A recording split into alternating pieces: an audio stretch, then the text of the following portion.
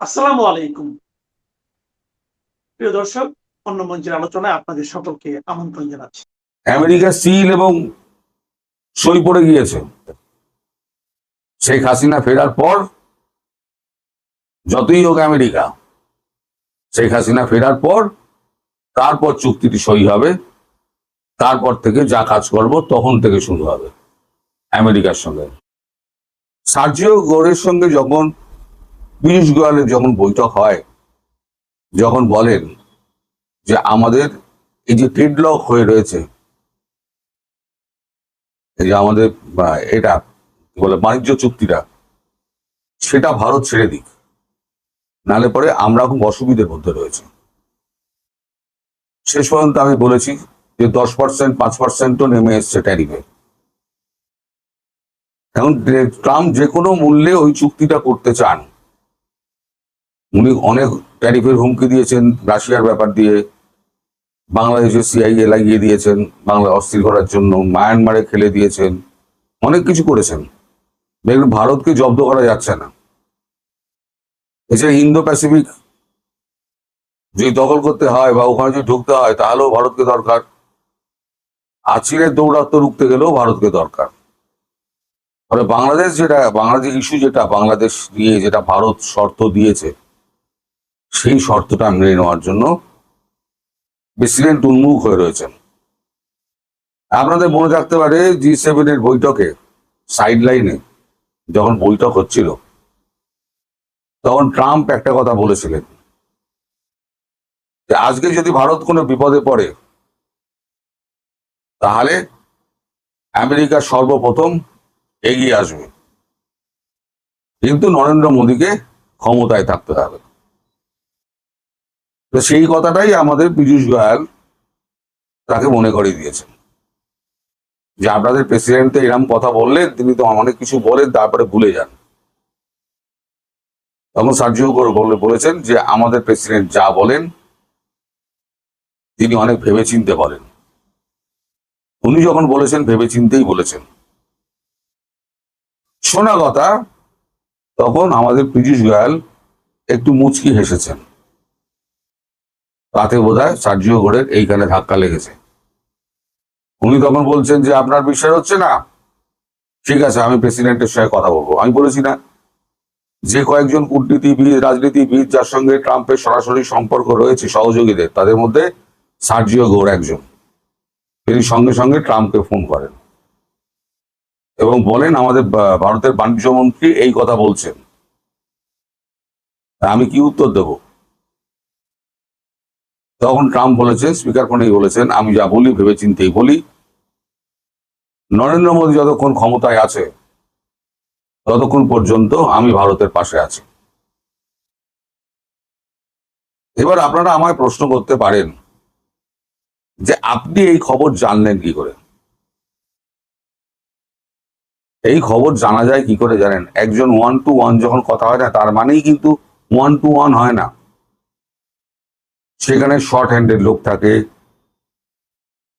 মানে যে কোনো যিনি কথা বলছেন তার সেক্রেটারিরা থাকেন, খাতা কলম নিয়ে প্রত্যেকটি কথা লেখা হয়, এবং একজন শর্ট হ্যান্ড লেখক থাকেন, এবং গভর্নমেন্টের যে ভিডিও ধারণ করার যে মানুষটি, যিনি পিআইবির লোক হন, প্রেস ইনফরমেশন ব্যুরোর লোক হন, তিনিও সেখানে থাকেন।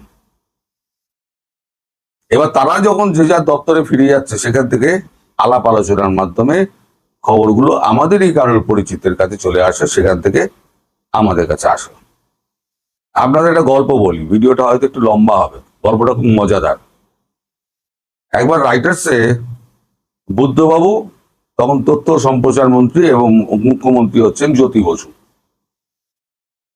দুজনে ক্লোজ ডোর মিটিং হচ্ছে।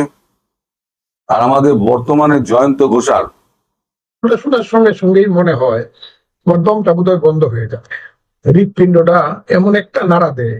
এইসব প্রশ্নের কি উত্তর দেব? এই অনন্ত অসীম চক্রান্তের কি কোনো শেষ হবে না?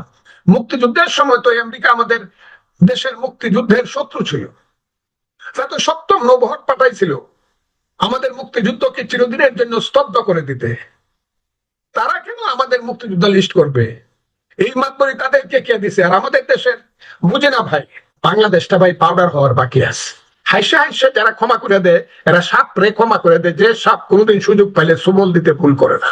এবং এটা হবে, যদি এইভাবে দিতে থাকে, এই সুবলটা বিএনপি খাবে। আমি এটা বলে দিলাম আজকে, আমার মনে আর জায়গায় এই সুবলটা বিএনপি খাবে যদি এই ধরনের ক্রিমিনালদেরকে এত প্রশ্রয় দেওয়া হয়। আমাদের মুক্তিযুদ্ধে শহীদদের তালিকা তো এই পর্যন্ত কোনো সরকারই করতে পারেনি, নানান জটিলতা কাজ করেছে। কিন্তু আমরা অবাক হয়ে খেয়াল করলাম যে সোমবার মুক্তিযুদ্ধ বিষয়ক মন্ত্রী আহমেদ আজম খানের সঙ্গে বিশেষ উদ্দেশ্যে দেখা করলেন মার্কিন রাষ্ট্রদূত ব্রেন্ট ক্রিস্টেনসেন। তিনি মুক্তিযুদ্ধ বিষয়ক মন্ত্রীর সঙ্গে দেখা করে তার আগ্রহের কথা জানালেন যে মুক্তিযুদ্ধের শহীদদের তালিকা, মুক্তিযুদ্ধের ইতিহাস সংরক্ষণে যুক্তরাষ্ট্র সহযোগিতা করতে চায়। যুক্তরাষ্ট্র কেন মুক্তিযুদ্ধের শহীদদের তালিকার বিষয়ে এত আগ্রহী হয়ে উঠলো, বা মুক্তিযুদ্ধের ইতিহাস সংরক্ষণের জন্য এত বেশি তাদের আগ্রহ প্রকাশ করছে? এর কারণটা কি বলে মনে হয়, যে যুক্তরাষ্ট্র আমাদের ৭১-এর সরাসরি বিরোধিতা করেছে? আপনাকে ধন্যবাদ। যারা আমাদের কথা শুনছেন দেশে এবং বিদেশে, তাদের প্রতি আমার সালাম রইল, আসসালামু আলাইকুম। দেখেন, আপনি যে প্রশ্নটা করছেন, এই প্রশ্নটা শোনার সঙ্গে সঙ্গেই মনে হয় আমার দমটা বোধহয় বন্ধ হয়ে যাবে। হৃৎপিণ্ডটা এমন একটা নাড়া দেয়, এইসব প্রশ্নের কি উত্তর দেব? এই অনন্ত অসীম চক্রান্তের কি কোনো শেষ হবে না? মুক্তিযুদ্ধ এবং মুক্তিযোদ্ধা, মুক্তিযোদ্ধার তালিকা বিভিন্ন সময়ে করা হয়েছে। মুক্তিযোদ্ধার তালিকার সংজ্ঞা বিভিন্ন সময়ে পরিবর্তন করা হয়েছে। সবকিছু মিলে আমি যদি বলি, আমি আজকে যদি আমার বয়স আর চ্যালেঞ্জ করা ঠিক না, মুক্তিযোদ্ধা তালিকা এখন যেটা আছে প্লাস মাইনাস করে, শুধু ওই যে আওয়ামী লীগের আমলে যে মুক্তিযোদ্ধার অনেক মুক্তিযোদ্ধা এখানে ভুয়া হিসাবে নাম তুলছে, 2008 সনের আগে উভয় দলই ক্ষমতায় ছিল, বিএনপি, আওয়ামী লীগ এবং এমনকি জাতীয় পার্টি। অনেক যাচাই বাছাই করেই মুক্তিযুদ্ধ তালিকাটা করে ফেলছে। এখন যে সরকারে আসে বলে আগেরটা করছিল ভুল, কারণ তার কিছু স্বার্থ আছে, এর মধ্যে অর্থনৈতিক স্বার্থ আছে, রাজনৈতিক স্বার্থ আছে। এই স্বার্থের কারণে প্রত্যেক সময় মুক্তিযোদ্ধার তালিকাটা নিয়ে একটা প্রশ্ন তুলে। যদি নির্দিষ্টভাবে কোনো মুক্তিযোদ্ধা ভুলভাবে কোনো লোক মুক্তিযোদ্ধা হিসেবে ভুলভাবে তালিকায় উঠে থাকে, তাদের সম্পর্কে এটা মানে তদন্ত করে দেখা যেতে পারে। কিন্তু একদম মুক্তিযুদ্ধের সমস্ত তালিকা ভুল, এখন আবার কোত্থেকে আইছে নাপিতের পুত নন্দীরা মুক্তিযুদ্ধরে ঠিক করে দিব, তার তালিকা ঠিক করে দিব। আমি এটাকে আমাদের জন্য অপমান মনে করি। এবং আমেরিকা আমাদের তালিকা করে দিবে কেন? তারা তো আমাদের আজকে যাই হোক, মুক্তিযুদ্ধের সময় তো আমেরিকা আমাদের দেশের মুক্তিযুদ্ধের শত্রু ছিল। তারা তো সপ্তম নৌবহর পাঠাইছিল আমাদের মুক্তিযুদ্ধকে চিরদিনের জন্য স্তব্ধ করে দিতে। তারা কেন আমাদের মুক্তিযোদ্ধা লিস্ট করবে? এই মাতবরি তাদেরকে কে দিছে? আর আমাদের দেশের বুঝে না ভাই। এখন তো সরকার, আমি যে কথাই বলবেন সরকারি দলের মানুষ, আমি সরকারের বিরুদ্ধে বলতেছি না, এই জিনিসগুলো চিন্তা করা দরকার। আর সবচেয়ে বড় কথা হলো, যারা মুক্তিযোদ্ধা না এবং মুক্তিযুদ্ধ করার বয়স থাকতেও যারা মুক্তিযুদ্ধে যায় নাই, এবং যারা রাজাকার আলবদর দালালের দলে ছিল, এরা সব সময় মুক্তিযুদ্ধ তালিকাটাকে বলছে এটা তো একটা ভুয়া মুক্তিযুদ্ধ তালিকা। এই ষড়যন্ত্র যদি গভীরে গিয়ে মানুষ না দেখে, জানি আমি 100 বছর পরে এটা গভীরে গিয়ে দেখবে, কিন্তু খুব গভীর থেকে না ধরলে, প্রথম দিন from the very first day of 16 December, from 17 December 1971 মুক্তিযুদ্ধের বিরুদ্ধে আবার নতুন করে ষড়যন্ত্র শুরু হয়েছে, যেটা আমরা বুঝতে পারি নাই। ক্ষমতার দর্পে হোক, জ্ঞানের অভাবে হোক, অথবা পরস্পরের প্রতিযোগিতামূলক কারণে হোক, মুক্তিযুদ্ধের বিরুদ্ধে যে 71 সনের 17 ডিসেম্বরেই স্বাধীনতা বিরোধী শক্তি চক্রান্ত করছিল, আজকে 55 বছর পরে এটা প্রমাণিত এবং প্রতিষ্ঠিত হচ্ছে। এটা বলে আর লাভ নাই, আমার চোখে পানি আসে, যেগুলো বইলা কি করবো? আমেরিকা আমাদেরকে ঠিক করে দিবে মুক্তিযুদ্ধের ইতিহাস আর মুক্তিযোদ্ধার ইতিহাস। না, আমি এটা মানি না, আমি মানি না। এটা খুব বড় ধরনের ভুল হবে যদি সরকার এটাকে গ্রহণ করে, খুব বড় ধরনের ভুল হবে। মুক্তিযোদ্ধার ইতিহাস ঠিক আছে, যদি কিছু ভুল হয়ে থাকে সেটা ধরেন, আমি মনে করি 1 লাখ মুক্তিযোদ্ধার মধ্যে বা 100 মুক্তিযোদ্ধার মধ্যে 2 জনের নাম হয়তো বা ভুল উঠছে, বা 2 জন ষড়যন্ত্র করিয়া বা টাকা পয়সা দিয়া বিভিন্ন ভাবে চালাকি করে 2টা নাম তুলে 2টা নাম কেটে দেন। কিন্তু 98% নাম ঠিক আছে। না হলে চলেন যে আমার সাথে চ্যালেঞ্জ করেন একটা থানাতে, আমার সাথে কে চ্যালেঞ্জ করবেন? একটা থানাতে চ্যালেঞ্জ করেন গিয়া বৈষম্য, যে মুক্তিযোদ্ধারা সব আসেন, সেখানে প্রকৃত মুক্তিযোদ্ধারাও আসুক, একটা ওপেন স্থানে মাঠে বুয়ারা যারা আছে এরাও আসুক, বুয়ারা আসারই সাহস পাবে না, কারণ রিয়েল মুক্তিযোদ্ধারা সব ধরবে, ওই তুই কে রে, ওই তো রাজাকারের বাচ্চা, ও কিসের মুক্তিযোদ্ধা? হ্যাঁ, টাকা পয়সা দিয়ে অনেক চক্রান্ত করে ভুল মুক্তিযোদ্ধার নাম তুলছে না, এটা আমি বলবো না, কিন্তু এটার সংখ্যা এমন না যে আবার নতুন করে মুক্তিযোদ্ধা গণতে হবে। যে সংখ্যাগুলো ভুলভাবে বা স্বার্থপরতার সাথে টাকা পয়সা দিয়ে চক্রান্তমূলক ভাবে তোলা হয়েছে, সেইগুলা নতুন করে কেটে দেওয়া হোক সাক্ষী প্রমাণ নিয়ে। আপনি বলছেন যে যদি যুক্তরাষ্ট্র যে সহযোগিতা করতে চাইছে সেটি গ্রহণ করে, এটি ভুল হবে। সরকারের পক্ষ থেকে বা আপনার দল বিএনপির পক্ষ থেকে যুক্তরাষ্ট্রে এই প্রস্তাব গ্রহণ করবে কিনা আমরা জানি না, এখনো তো কোনো ধরনের ফাইনাল কিছু হয়নি। কিন্তু আমার প্রশ্ন হচ্ছে যে অনেক কিছুই তারা নাক গলাচ্ছে, আরো অনেক কিছু রয়েছে বাকি, কিন্তু সবকিছু রেখে হঠাৎ করে এখন মুক্তিযুদ্ধের ইতিহাস, মুক্তিযুদ্ধের তালিকা সম্পর্কে এই আগ্রহ প্রকাশ করার কারণ কি? ডক্টর ইউনূস একটা কথা বলেছেন, নিশ্চয়ই মনে আছে, রিসেট বাটনে প্রেস করতে হবে। এটি তারই কোনো অংশ, বিশেষ কোনো ষড়যন্ত্র 5 আগস্ট পর থেকে যা চলছে? একটা কথা বলছেন যে আরো কিছু রয়েছে বাকি, এটা কিন্তু একটা গল্প। আমি আপনাকে এরকম ভাবে বলি যে একজন হাত দেখে গণক, যে কপালের লেখা দেখেও বলতে পারে, হাত দেখেও বলতে পারে যে তার কপালে কি লেখা আছে। একদিন সেই গণক রাস্তা দিয়ে হেঁটে যাচ্ছে, তখন দেখে একটা মাথার খুলি পড়ে আছে, মাথার সমস্ত চামড়া টামড়া চলে গেছে, শুধু খুলিটা পড়ে আছে, খুলিটার মাথার মধ্যে লেখা আছে অনেক কিছু হয়ে গেছে, আরো কিছু বাকি আছে। গণক খুব চিন্তা করলো, একটা মানুষ মরে গেল, তার সবকিছু ধ্বংস, শুধু মাথার খুলিটার মাঝে লেখা আছে অনেক কিছু হয়ে গেছে, আরো কিছু বাকি আছে। সেই চিন্তা করে সেই খুলিটাকে আইনা বাড়িতে আলমিরার, গ্লাসের আলমিরার ভিতরে রাখলো। সে প্রত্যেকদিন সকালবেলা দেখে লেখার কোনো পরিবর্তন হয়েছে কিনা, না, লেখার কোনো পরিবর্তন হলে লেখা আছে অনেক কিছু হয়ে গেছে, আরো কিছু বাকি আছে। রাতের বেলায় দেখে, তাতেও লেখা আছে অনেক কিছু হয়ে গেছে, আরো কিছু বাকি আছে, এটা কোনো চেঞ্জ নাই। গণকের স্ত্রী ভাবে যে লোকটা কি পাগল হয়ে গেল? স্বামী স্ত্রীতে ঝগড়া হয়। একদিন স্বামী বাজারে গেছে, স্ত্রী পাশের বাড়িতে বেড়াইতে গেছে, গেছে পরে গেছে, ভাবি কেমন আছেন? ভাই আর কই না, আমি তো ভালোই আছি, তোমার ভাই পাগল হয়ে গেছে। কি পাগল হয়ে গেছে? বললো যে একটা মানুষের মাথার খুলি সে প্রত্যেকদিন দেখে আর বিড়বিড় করে কি কথা বলে। তখন ওই বাড়ির, যে পাশের বাড়ির মহিলা মনে করলো স্বামী স্ত্রীর মধ্যে একটু ঝগড়া লাগাইয়া দিই। উনি একটা মুচকি হাসি দিয়ে বললো, আপনি তো জানেন না ভাবি, আমি তো ওই কলেজে পড়তাম সময় আপনার স্বামীও কলেজে পড়তো। ওই যে মাথার খুলি, যে মেয়েটা মাথার খুলিটা যেটা দেখছেন, এইটা তার প্রাক্তন প্রেমিকা ছিল, বাস্তবতার কারণে বিয়ে করতে পারে নাই, কাজেই সে তাকে বিয়ে করে নাই বলে সে আত্মহত্যা করছে। এই কথা করার সঙ্গে সঙ্গে তার স্ত্রী বলতেছে, গোলামের পুত, তুমি আমারে বিয়ে করছো আর মরা বেটির, তুমি কপাল দেখো প্রত্যেক দিন রাখো।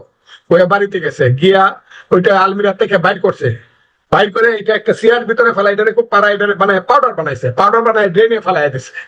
স্বামী আইসা বলতেছে, দেখতেছে এটা দেখে, দেখো ওই পায়না খুঁজা। তখন স্ত্রী পিছন থেকে এসে বলছে, গোলামের পু, তার তোমার প্রেমিকারে খুঁজা পাইবা না। কি হয়েছে? বলো, দেখ তো এটাকে ড্রেনে ফেলাই দিছে। ওই গণক হাঁটতে হাঁটতে যে বাড়ির ড্রেনের পাশে গিয়া দেখে এখানে পাউডার হয়ে এটা পড়ে আছে। তখন গণককে বললো, ওই যে লেখা ছিল অনেক কিছু হয়ে গেছে, আরো কিছু বাকি আছে, এটা পাউডার হওয়ার বাকি আছে। বাংলাদেশটা ভাই পাউডার হওয়ার বাকি আছে আমার কাছে মনে হয়। না হলে এত চরিত্রহীন, এত লম্পট, এত চোর গুন্ডা, এত চিটা, 5টা সি যাদের নামে আছে, এরা হইল দেশের নেতা, এখন বিরোধী দল করে। একটা ছিল কানিং, ক্লেভার, করাপ্ট, ক্রিমিনাল, এবং আরেকটা সিট, 5টা সিটে ওইটা আমি বললাম না, সিটার। এই যে সিটারের দল, করাপ্টের দল,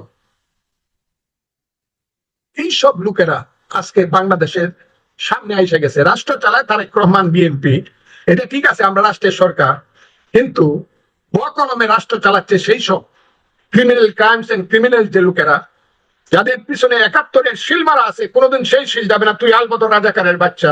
এরা এখনো দেশ চালাচ্ছে, প্রশাসন এখনো তারা চালাচ্ছে, অর্থনীতি এখনো তারা কন্ট্রোল করছে।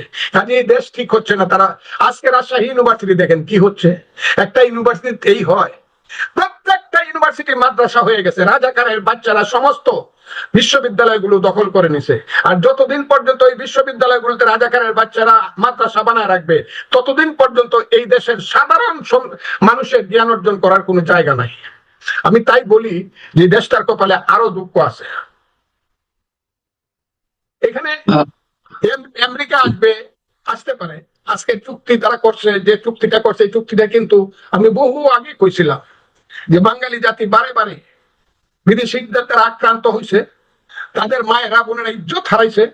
নীল সাহেবদের অত্যাচারে কেঁদে কেঁদে ছড়া বলছে, ছেলে ঘুমালো পাড়া জোড়ালো বর্গি এলো দেশে, ফুলবুলিতে ধান খেয়েছে খাজনা দিব কিসে, ধান ফুরালো পান ফুরালো খাজনার উপায় কি, আর কটা দিন সবুর করো রসুন বুনেছি। এই কথাগুলো বোধহয় ভবিষ্যতের আমাদের মায়েরা বোনেরা কেঁদে কেঁদে বলবে, যদি আমরা এখনো ঠিক না হই। এখনো যদি ঠিক না হই, আমাকে মানুষ ভোট দিছে, আমার দলকে মানুষ বিএনপি কে ভোট দিছে, নিশ্চিতভাবে সরকার আমরা চালাবো, তবে সমস্ত মানুষের সহযোগিতা আমরা নিব। এই ব্যাপারে আমরা দলমত করব না। এর অর্থ এই না যে বেত্তমিজ বেতাসির বেয়াদব বেঈমান এদেরকে আমরা মাথার উপরে তুলে নাচবা সুযোগ দিব আর আমরা নো নো। দেশ চালাইতে হবে কঠিন ভাবে, দুষ্টের দমন শিষ্টের পালন। এটা যদি না করি, সবাইকে দুষ্ট আমার ভাই শিষ্ট আমার ভাই কয়ে হাসি আর হাততালি পাই, হবে না, দেশ চলবে না। এবং এখানে দুষ্টের দমন এবং শিষ্টের পালন যদি না হয়, আমার যেন মনে হচ্ছে না কিছু ফাত্রা ছেলে পেলে, কিন্তু বেত্তমি ছেলে পেলে, এদেরকে আমি কি বলবো, এদেরকে আমি ভাদ্র মাসের কুত্তারে যেমন ইঞ্জেকশন দেয়, পাগলা কুত্তার ইঞ্জেকশন, এদেরকে ইঞ্জেকশন দেওয়া দরকার এইসব ছেলে পেলে। এরা যে ভাষা ব্যবহার করে, মুরব্বীদের প্রতি যে ধরনের অপমানজনক শব্দ ব্যবহার করে, এরা যে মায়ের ঘরে জন্মগ্রহণ করছে, সেই মাও সতী ছিল কিনা, এদের কথা শুনলে এটা প্রশ্ন জাগে। অথবা সেই মা বা মায়ের মায়ের সঙ্গে পাকিস্তানি বাহিনীর কোথাও দেখা হয়েছিল না, আত্মীয়তা হয়েছিল কিনা, এইটা অনেক সময় প্রশ্ন জাগে এদের কথা শুনলে, যে এরা তো এদেশের মানুষ না, এরা তো হানাদার পাকিস্তানি বাহিনীর আত্মীয় স্বজন হবে। এটা শেষ হয়ে গেছে। স্লোগানের ভাষা শোনা, প্রতিদিন মারামারি ধরাধরি, কিছু হইলে মব চলছে দেশে, কেন? তাহলে দরকার নাই তো রাষ্ট্র পরিচালনা। ডাকাত জেলখানায় থাকবে, ভালো মানুষ নিঃসন্দেহে রাস্তা দিয়া ফ্রেশ নিঃশ্বাস ফেলে হাঁটবে। এটাই তো দেশ হওয়া উচিত, নাকি ডাকাই তো চলবে রাস্তা দিয়া, ভালো মানুষও চলবে? তুমি যারা রাজনীতিকে নষ্ট করতেছে, এইভাবে উস্কানি দিচ্ছে, যারা এই দেশকেই মানে না, যারা বলতে চায় ৭১ ছিল গন্ডগোল, এইসব লোককে ধরে জেলখানায় করা উচিত। শত শত লোককে ৫ই আগস্টের পরে অনেক ধরনের বিশ্ব কুখ্যাত আইএসের সাথীরা জেল থেকে বেরিয়ে গেছে, যারা এই পৃথিবীতে, আমি এদেরকে মানুষ স্বীকার করি না, এরা জানোয়ারের সন্তান, মধ্যযুগের বর্বরতার পথে দেশকে নিয়ে যেতে চায়, সেই সব লোক এখন নেতা হয়ে বসে আছে। কেন তাদেরকে ছাড় দেওয়া হচ্ছে? আমরা দেখলাম যে সোমবার আপনার এলাকা কিশোরগঞ্জে, আমি নাম ধরেই বলি, এনসিপির এক নেতা নাসরুদ্দিন পাটোয়ারি আপনার মতো মানুষকে উদ্দেশ্য করে খুব নোংরা শব্দ উচ্চারণ করলো, যেগুলো বলতে আমি নিজেই বিব্রত বোধ করি, আমার মতো অনেকেই বিব্রত বোধ করেন। আমরা যদি বিব্রত বোধ করি, আমাদের যদি খারাপ লাগে, নিশ্চয়ই আপনার কেমন লাগে আমরা উপলব্ধি করতে পারি। আপনাকে আমি বলতে বাধ্য হচ্ছে দর্শকদের উদ্দেশ্যে, আপনাকে সোমবার ও ফজু পাগলা হিসেবে উল্লেখ করে আপনাকে দেশের অন্যতম সন্ত্রাসী হিসেবে উল্লেখ করা হয়েছে, মুজিববাদী সন্ত্রাসী হিসেবে উল্লেখ করা হয়েছে। আমি সরি যে আমার মুখ থেকে এই শব্দগুলো উচ্চারণ করতে হচ্ছে শুধুমাত্র দর্শকদের উদ্দেশ্যে। তবুও তাদেরকে ছাড় দেওয়া হচ্ছে কেন, এবং তারা ডে বাই ডে উত্তর আরো বেশি অ্যাগ্রেসিভ হচ্ছে আপনাদের মতো মানুষদের উদ্দেশ্যে, এর কোথায়? আপনাকে ধন্যবাদ। এই প্রশ্নটা আমি উত্তর দিতে চাইছিলাম না, কারণ আমি এদেরকে মনে করি নেরি কুত্তার বাচ্চা, এদেরকে আমি এর বেশি কিছু মনে করি না। তবে এইটাও মনে করি এদের ভিতরে একটা চক্রান্ত ষড়যন্ত্র আছে, এবং সেই চক্রান্ত ষড়যন্ত্র দেশটাকে পাকিস্তানে নিয়ে যাওয়ার জন্য ওই যে কালো শক্তি জামাত আলবদর রাজাকারের বাচ্চারা আছে, এদের একটা মুখপাত্র হিসাবে তারা কাজ করে। আগে যেমন শিয়াল যায়, সেই রকম শিয়ালের বাচ্চারা এই কাজগুলো করছে। এটা তো আমাকে বকাবকি করছে, আমি তো সাধারণ মানুষ, আমি কে বাংলাদেশে? তারেক রহমান সাহেবের মতো লোককে যেভাবে যে ভাষায় কথা বলে, তার নামের আগে যে টাইটেল দেয় না, কালকে আপনারা খালি আমারটা শুনছেন, এই কথাটা শুনেন নাই? তারেক রহমানকে হুঁশিয়ার করে বলছে, হ্যাঁ, এবং খুব বিশ্রী ভাষায় বকাবকি করছে। উসমান ফারুক সাহেবের মতো একজন মুরব্বী মানুষকে বলছে, আপনি কিছু খান কি না খান আমরা জানি না, কিন্তু আপনি তো সব লুটেরার নেতা। এর এরপরে আমি বলবো আমাকে যে কথাগুলো বলছে এটা না, কারণ আমি কিশোরগঞ্জের ফজলুর রহমান। আমি একদিন প্রমাণ, সবসময় প্রমাণ করতে হইতেছে আমাকে যে আমি কিশোরগঞ্জের ফজলুর রহমান। আমি যে কোনো মাঠে দাঁড়িয়ে এখন খালি একদিন মানুষ জানাই দিবে ফজলুর রহমান কিশোরগঞ্জ স্টেডিয়ামে আসবে, 2 লাখ লোক হবে, এটা নিয়ে আমার কোনো চিন্তা নাই। তো আমার তো আর মাঠে ওই ওর কোনায় খারইয়া, বাস স্ট্যান্ডের কোনায় খারইয়া আমাকে কিশোরগঞ্জে কথা বলতে হয় না। আমি কেন বলছি কথাটা? আমাকে না হয় বলবো ফখরুল ইসলাম আলমগীর সাহেবের মতো এইরকম একজন ভদ্রলোককে যে বিশ্রী ভাষায় এই ছেলেগুলা কথা বলে, সালাউদ্দিন আহমদের মতো স্বরাষ্ট্র মন্ত্রীকে যেভাবে কথা বলে, এর কোনো প্রতিকার হবে না? আমাকে কথা বললো, সংগঠনের কোনো দায়িত্ব নাই। সংগঠনে আমি তো একটা সংগঠন করি, সেই সংগঠনের দায়িত্ব নাই। প্রত্যেকটা ইউটিউবে আমার বিরুদ্ধে হাজারে হাজারে এমন বিশ্রী কুশ্রী ভাষায় আমাকে বকাবকি করে, আমার দলের কোনো দায়িত্ব নাই। আমি দেখি লাখে লাখে মানুষ ফজলুর রহমানের পক্ষে দাঁড়ায়, আজকেও দাঁড়াইছে। ইউটিউব দেখেন, সারা ইউটিউব ভরা শুধু ফজলুর রহমানের মতো এইরকম জাতীয় নেতা, এইরকম ইত্যাদি। আমি এগুলো বলতে চাই না, আছে, কিন্তু আমার দল কোথায়? এই কারণেই বলছি দলটা তো সরকারে আছে। এই সরকারে যদি যদি আমরা মনে করি চাউলে ডাইলে এক দর, তেলে গিয়ে এক দর, শুয়োরের মাংস আর গরুর মাংস একসাথে মিশাই খাবো, যদি মনে করা হয় চাউল এবং কাকর একসাথেই চলবে, তাইলে আমার কোনো কথা নাই। কিন্তু আমার কথা হলো, দেশ যদি চালাইতে চাই আমরা, ভালো মানুষদের দেশ চালাইতে হবে, ভালো কাজ করতে হবে, ভালো বক্তৃতা দিতে হবে, ভালো ভাষা বলতে হবে, ভালো স্লোগান দিতে হবে। এই যে বিশ্রী কুশ্রী স্লোগান যারা দেয়, যারা তারেক রহমানের বিরুদ্ধে এইসব অসভ্য ভাষা ব্যবহার করে, গাছের ডালে খাওয়া ইত্যাদি 1 2 3 4 এখনো করে, তাদেরকে হাসে হাসে যারা ক্ষমা করে দেয়, এরা সাপ রে ক্ষমা করে দেয়। যে সাপ কোনোদিন সুযোগ পাইলে সুবল দিতে ভুল করে না, এবং এটা হবে যদি এইভাবে দিতে থাকে। এই সুবলটা বিএনপি খাবে, আমি এটা বলে দিলাম আজকে। আমার মনে আর জায়গায় এই সুবলটা বিএনপি খাবে যদি এই ধরনের ক্রিমিনালদেরকে এত প্রশ্রয় দেওয়া হয়। আলটিমেটলি কি রাজনীতি উপহার দিতে চাচ্ছে এরা? মানে এরা যদি নেতৃত্ব থাকে, আপনার কি মনে হয় মানে অদূর ভবিষ্যতে আমরা কোন দিকে যাচ্ছি? আমি এই উত্তরটা নিয়ে শেষ করবো। রাজনীতি কি আছে জানি না, তবে তারেক রহমান সাহেব চেষ্টা করতেছেন দেশটাকে একটা ভালো পথে চালানোর জন্য। তার যে আচার আচরণ, চলাফেরা, কর্মসূচি, কৃষক ইত্যাদি ইত্যাদি, ডেভেলপমেন্ট ওয়ার্কের যে চিন্তা ভাবনা, যে পরিশ্রমটা তিনি করতেছেন তার সাথীদেরকে নিয়ে, আমাদেরকে নিয়ে, এটা আমার কাছে খুব আশাবাদী করে আমাকে। কিন্তু যে পারিপার্শ্বিক যে অবস্থা আমি দেখতেছি, রাজনৈতিক যে অবস্থাটা আমি দেখতেছি, সেই অবস্থাটা যদি কন্ট্রোল করা না যায়, সেই অবস্থাটাকে যদি আপনি মানে দুষ্টকে দমন করতে না পারেন, শিষ্টকে যদি আপনি আশ্রয় দিতে না পারেন, তাহলে এই দেশে আপনি যতই ডেভেলপমেন্ট যাই করতে চান, এটা পারবেন না। এদের চেয়ে খারাপ মানুষ যারা এখন বিরোধী দল করে, এদের চেয়ে খারাপ মানুষ আমি সবসময় বলি, জামাতের মতো মুনাফেক, বেঈমান, সভ্য, ইতর মানুষের সংগঠন পৃথিবীতে একটাও নাই। আমি তো সবসময় বলি, যাদেরকে আমরা ওলিয়া কামেল তারা বানাইতে চাইতেছে, এরা সব হইলো শয়তানের ভাই, এরা শয়তানের ঘর থেকে জন্মগ্রহণ করছে। আমি এটা প্রমাণ করে দিব, এবং এটার প্রমাণ কিছু সাতক্ষীরা টাতক্ষীরার দিকে তাকাইলে পাইবেন বিভিন্ন দিকে, যারা শয়তানের ভাই। এদের শুধু পোশাকে এরা হলো ধার্মিক। আমি সবসময় বলছি, জামাতে ইসলাম, এটা হলো জামার মধ্যে হলো ইসলাম, এর নাম হলো জামাত ইসলাম। এটা বহু আগের থেকে আমি বলতেছি। এদের এই পোশাকটার মধ্যে হলো ইসলাম, আর সব হলো এদের অন্ধকারের দিক, চরিত্রের অন্ধকার, অর্থনীতি, সবকিছুর দিক। এত টাকা পায় কোথায় ফকিন্নির পুতেরা? মাদ্রাসায় পড়ার সময় কয় টাকা থাকে তাদের পকেটে? জামাত করলে লাখে লাখে টাকা হয় কেমনে? জামাতের সদস্য হলে ব্যারিস্টারি পড়ার জন্য বিনা পয়সায় গেল